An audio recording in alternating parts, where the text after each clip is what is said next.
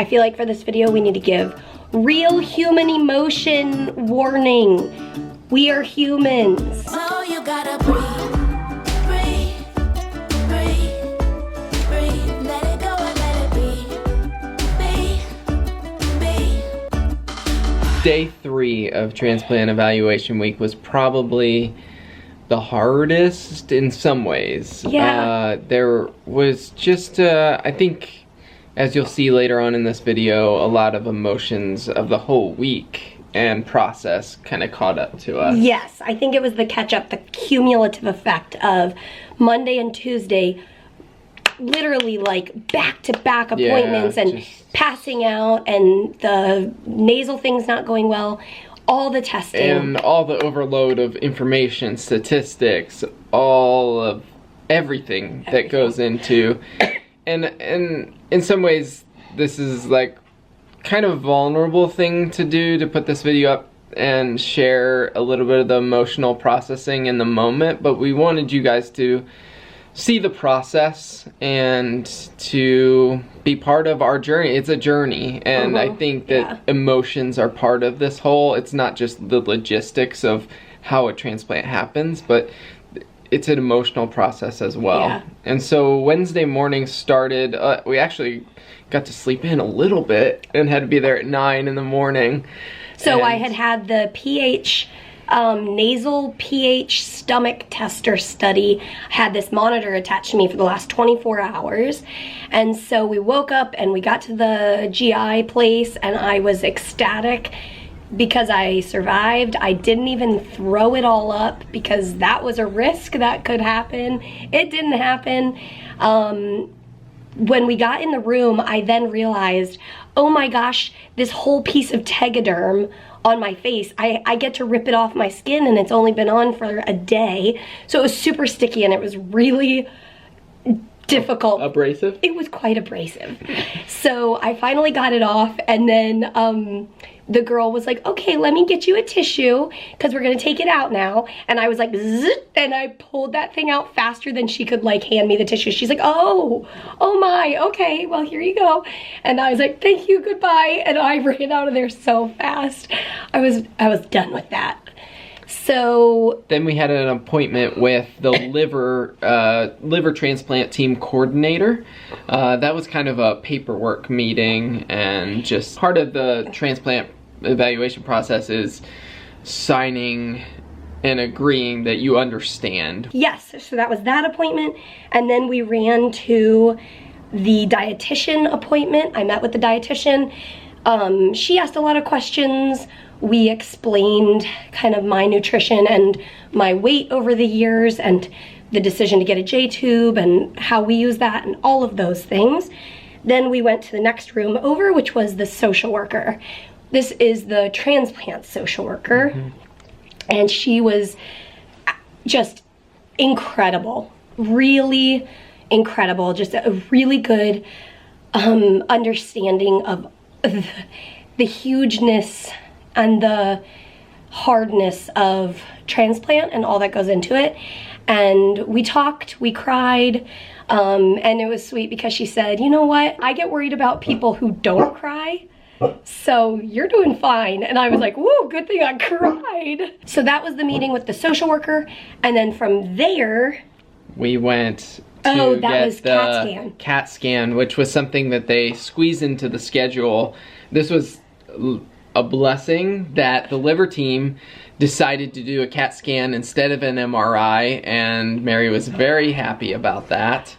And so, because I'm super claustrophobic, so being in that MRI tube was not exciting. So by this point we were running way behind schedule, and we made it to, but it was not our fault, and that's like what I want to like say so loud. Like, we were on time for everything. It's just within a hospital things get delayed.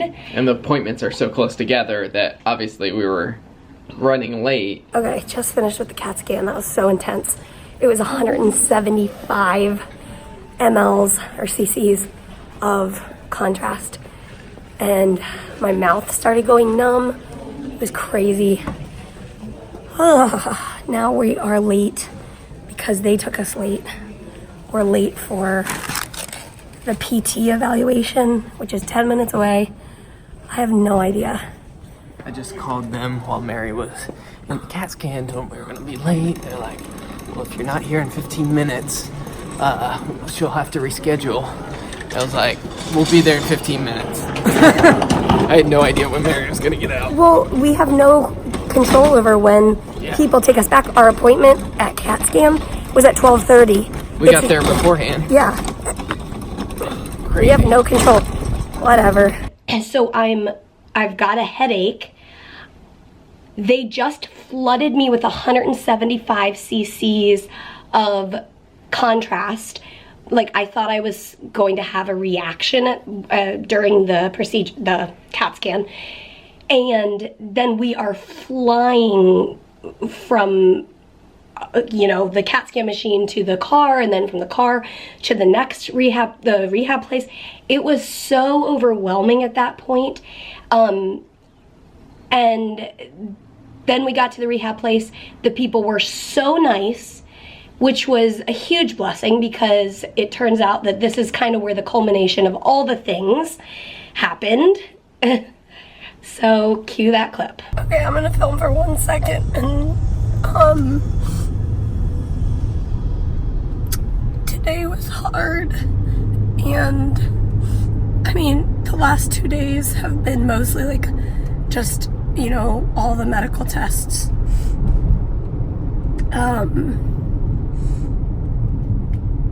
And so I think it started with 2 full days of medical testing, which already makes you feel like just like a blob of flesh that they're gonna do whatever they need to. And we just got finished with day 3. Well, first I had that CAT scan, and then we were basically being yelled at for being late, but that's because the entire hospital was late on all the appointments. Anyway, so then we rushed over here. I barely ate today, so that's like the worst case for being, there just wasn't time to eat today. So then being evaluated for my physical fitness, and then we're sitting there and my blood sugar's dropping, so I drank a juice. Like, okay, cool, now I have an entire juice box on an empty stomach, like, whatever. So then they strap this thing on your forehead to test your oxygen and heart rate, and then put you in a gym with a lot of sick people, including other CF patients, which I come from a hospital where we are not allowed to even be in the waiting room. And like in the hallways, we obviously wear masks so that if we pass each other in the hallways, like, we're safe. But this is just so different. And like they say, you have to, wear a mask, which working out with a mask on is very difficult, let me tell you. Anyway, so they're telling us like the pre-transplant and post-transplant schedule, and like it just feels very like you're no longer a human. You do what we say when we say. And I get it that they've done 2,000 transplants and they know what they're doing, but being like, they don't care that you're tired, they don't care that you have a headache, they don't care that you haven't eaten. You're just a patient and you're fulfilling the insurance requirements of being there, or the whatever. Obviously I'm fired up. But anyway, I guess I'm just thinking like, I'm not as sick as I'm going to be. Like, I'm like healthy compared to what it is right before transplant. And so to think about like, I'm at my best health right now and I have a headache. I already took Tylenol and it didn't do anything. And like, I have to work out, but I just did a 6-minute walk test and they're gonna have me for 4 hours a day. And I'm like, literally, what am I gonna do if I get a migraine? And like, I guess I just feel like I'm being, in a way, like stripped of my humanity. Like, human rights no longer matter. Now it's just a matter of keeping your flesh healthy enough to withstand what is it, like 16 to 20 hour surgery because I'm dual organ transplant. I just am feeling I think it's just like we've been doing it for 3 days and I think it's all catching up to me. But we met this social worker today. She was amazing.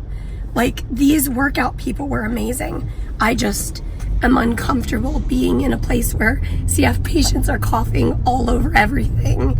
Like, obviously, my whole life, well, ever since the CF world discovered that germs can be spread, I was probably 10 when they discovered the fact that CF bugs can be transmitted.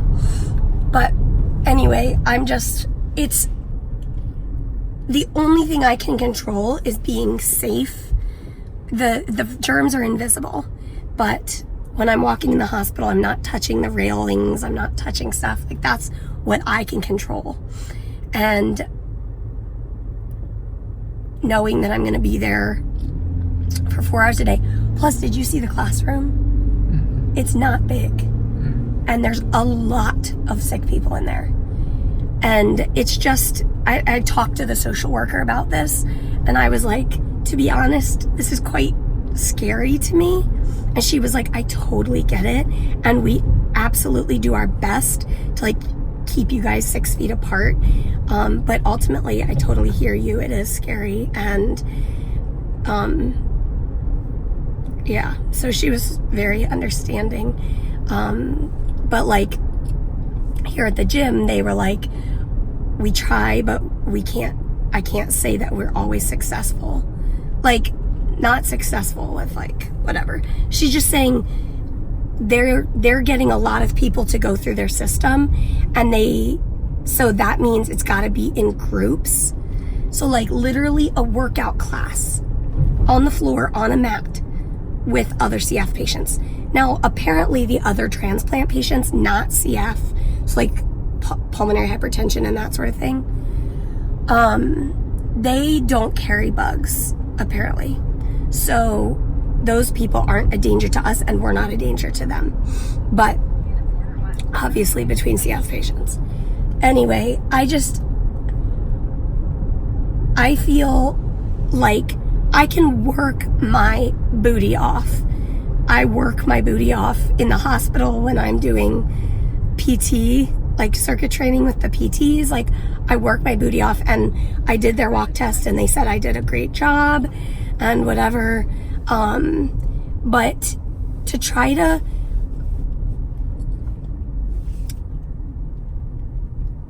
number one, breathe through a mask for 6 weeks for 4 hours a day while working out, while having a headache. Hopefully I won't have a headache every day. But this is making me wonder if I'm gonna need another sinus surgery. Oh my gosh. I need to not be a patient for like 5 seconds. Okay, let's go do that, honey. We're gonna get some food, and Are we allowed? yes, honey. This is the hard part, guys.